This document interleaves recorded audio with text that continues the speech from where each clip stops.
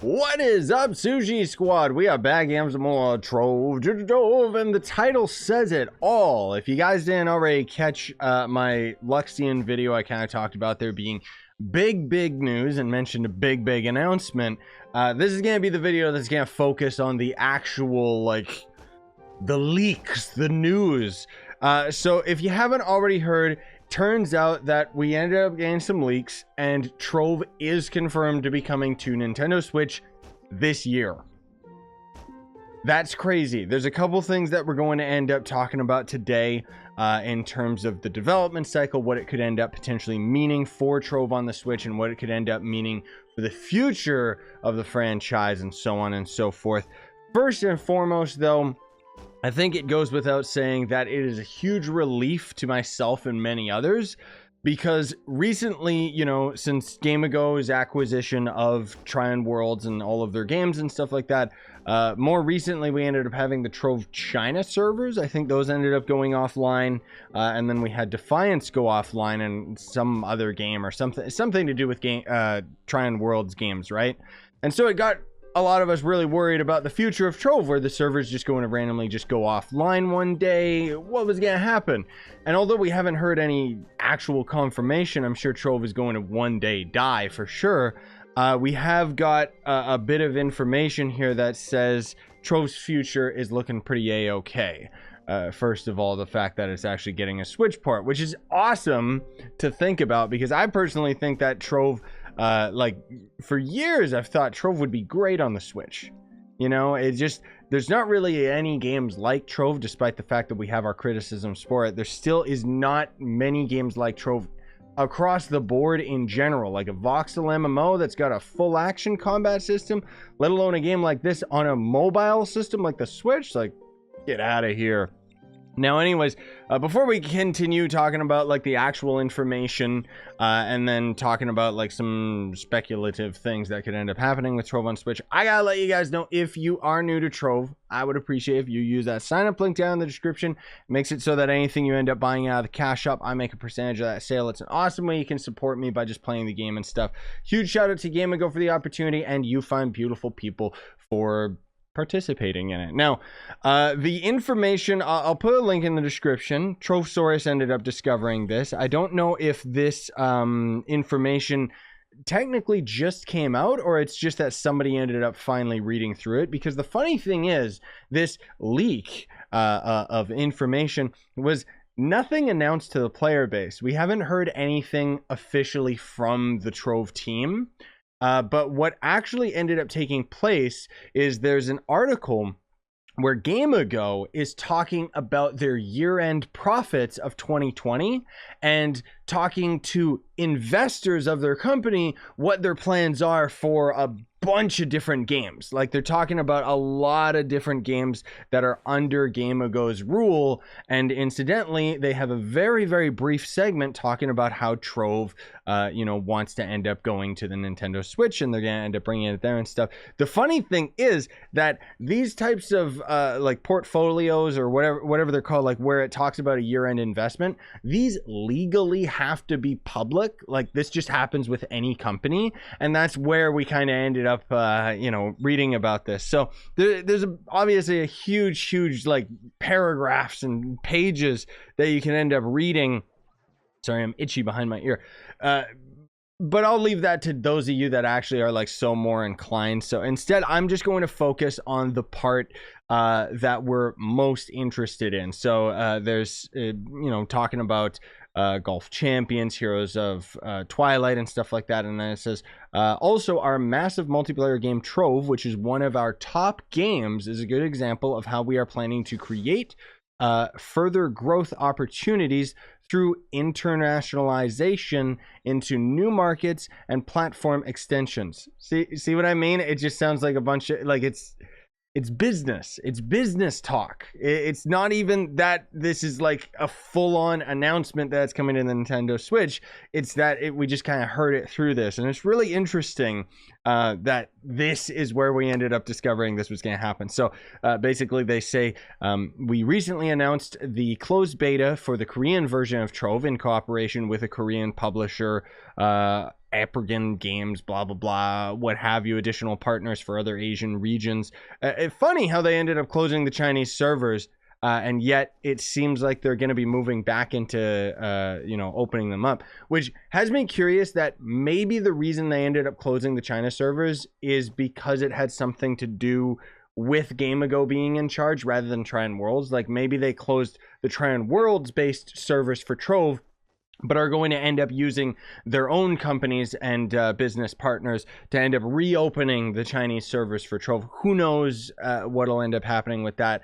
I do have some suspicion that they will end up bringing Trove back to China, but it'll probably end up being after it ends up being ported to Nintendo Switch.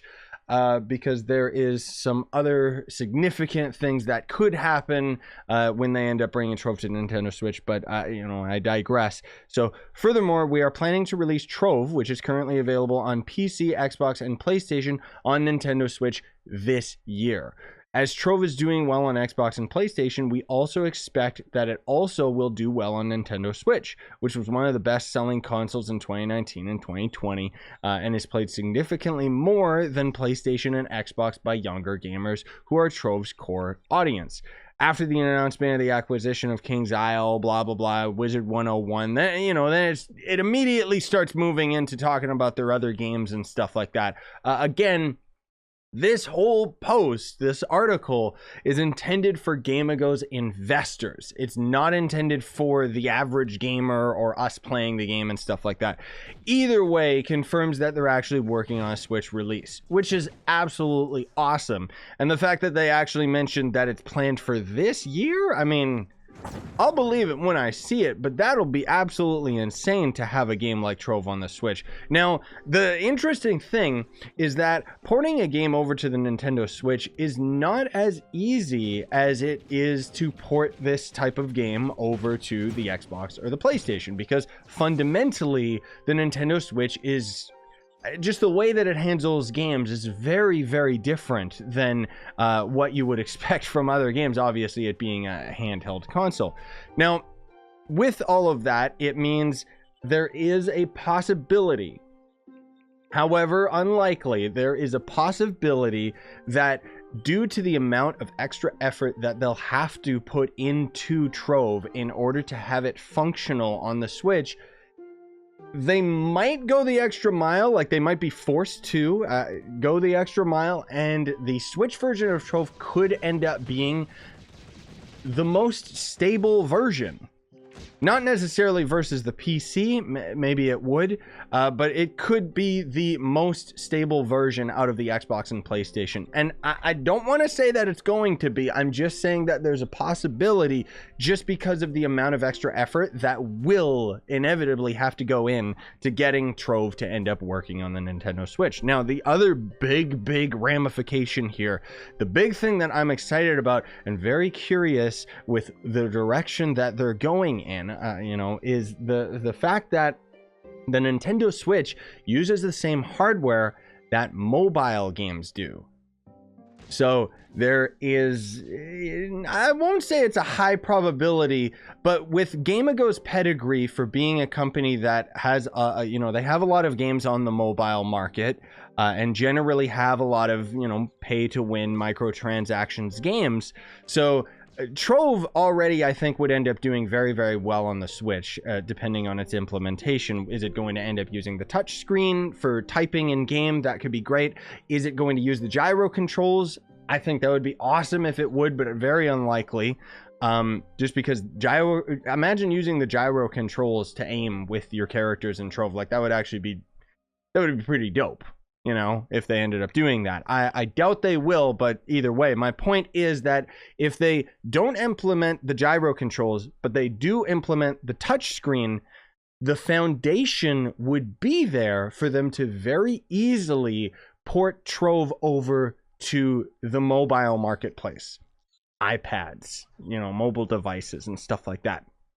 And That is why, you know, kind of like I said earlier, that's where I think if they are going in that direction, maybe that's why they closed down the Chinese servers, because maybe they'll have a resurgence when they end up releasing Trove on mobile, or maybe even have it fully planned to, you know, release Trove on the China servers with the mobile release, just because, you know, if you remove it and then you re-add it, there's obviously the most hype for a game when it first ends up launching on a system, and it's all of that is just speculation. Okay, I want to be very clear. Trove is not confirmed going to mobile devices or anything like that. It's just a hunch that I have based on the direction that the company seems to be taking it. And I mean, it's just free money at that point. Why wouldn't they port it to mobile devices? Of course, it would mean that they would have to optimize the crap out of the game for the Nintendo Switch, just because it's going to be running on, you know, very similar hardware to mobile devices, which again theorizes the idea that it might end up being the most stable and most playable version of the game. And if they end up actually implementing the touchscreen but not the motion controls, that would also make sense, because then you could use touchscreen to end up aiming and shooting and stuff like that, which I think would be wholly cool. But anyways, I don't mean to ramble about any of that stuff. You know, more so than anything, it's the fact that it's coming to Nintendo Switch says that there is a future for the game. It's not going away anytime soon, because they wouldn't bother wasting their money on something like that. They do have some graphs a little bit later in the article talking about, you know, the general net worth of this, that, and the other thing, and how they're making like 54% of their profits from Trove are from North America, 30% from like the UK or something like that, and then other you know, Asian countries and blah blah blah blah blah. You know, it rambles on about all that stuff because again, it's aimed at their investors. But it is a happy accident that we now know that Trove is coming in Nintendo Switch. I mean, hell, I'll play it on Nintendo Switch. The other thing too is that there is also the possibility that because it's coming on Nintendo Switch, and no, it's not going to let us port any of our accounts to the Nintendo Switch. We can't do that with any of the versions right now, so why would we expect it for the Nintendo Switch? Especially because, again, the infrastructure of Trove is going to have to change quite a bit in order for it to function on the Switch in the first place. So just adding in, converting your save files and stuff like that to that, it just wouldn't happen. Like, it's very unlikely if we see anything like that. The thing is that it starting from scratch is not necessarily a bad thing, because starting Trove from the beginning on the Nintendo Switch means that a lot of the flux duping and a lot of the corruption and a lot of the crap that we have to deal with in the player market, where things are super duper overpriced and people are literally, you know, buying things low and selling them higher, and like Gonda, I'm pretty sure, yeah, Gonda's over like 20 mil. If I'm not mistaken, this is like one guy that just has infinite flux because they've duped so much that keeps buying Gonda for lower and forcing the price up. I don't know if that's still what's going on, but the point is, you know, you can just, if we head over here, yeah, we can see, well, actually, no, there's no bots on right now. I mean, maybe this guy with his little gibberish name, but I don't know. Femo, that's not really gibberish. The point is, like, there's bots everywhere and everything's like all destroyed, and you know, it's like it could be a nice fresh start for Trove, you know what I mean? Now I fully expect that they might end up launching like a beta on the Switch, and obviously, you know, we'll cover it all on the channel when we end up hearing some more news about it. But I just wanted to have a video more focused on it, more focused on sharing the info with you guys, and talking about, you know, some nice speculation of what could end up happening with the future. Because if Trove ends up going to mobile, honestly, I would not be surprised. And I still think that Trove could end up doing very, very well on the Nintendo Switch alone, just because the fact that the game would be portable. Like, could you even imagine like how crazy that is? Like, all you'd have to do is just set up your phone as a mobile hotspot or connect to some Wi-Fi or something, and you could be playing Trove in Starbucks. I mean, you can't, because we're not allowed to sit in Starbucks anymore because of the pandemic, but, you know, you could play Trove on a mountain or in a park. I don't know why you'd want to, but it's just really cool that you could play Trove on the go. I mean, that means that I could literally be playing Trove on the couch instead of sitting here behind my computer desk, and then I could continue playing it into the bedroom, you know, just before I go to sleep. And the idea of something like that is actually kind of scary. Anyways, I don't mean to ramble. I'm just really excited about this whole thing. Like that just sounds awesome, dude. I would love it if they go the extra mile and have it so that the game actually runs like at steady frame rate.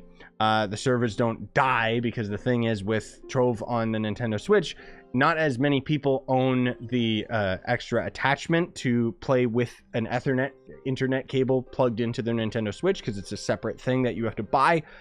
Which means that most everyone playing on the Switch would be using Wi-Fi. So hopefully, you know, the servers are a little bit, like, it can get pretty dicey with really good internet connections. So with the Nintendo Switch, I hope that they get some good infrastructure for the internet for that. And then I personally would love it if they went the extra mile and made it like full-on Switch support, where it actually uses the gyro controls and stuff. I'm not expecting it, just because technically the PlayStation controllers have gyro, but they're really underutilized just as a whole for the console. But anyways, now I'm rambling and just talking about things that I think would be cool. So hopefully you ended up enjoying this video. Smash like, sub for more, buy the merch you want to support the channel, and have yourselves a fantastic day, everybody. The future of Trove is looking pretty poggers. Have a great day, gamers. Bye-bye.